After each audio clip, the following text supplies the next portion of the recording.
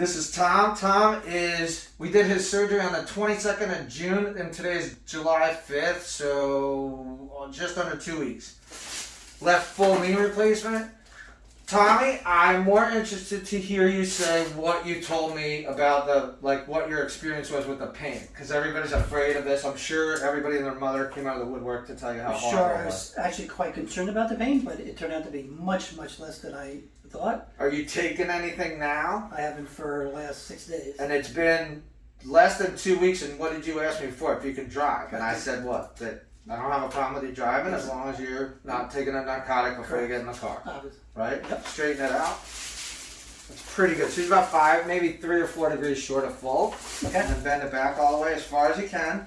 Calm, breathe. That's good. Stand up. Walk a little bit. All right. A little stiff when you get started, Yeah, right? stiff. I can go backwards. Some tricks.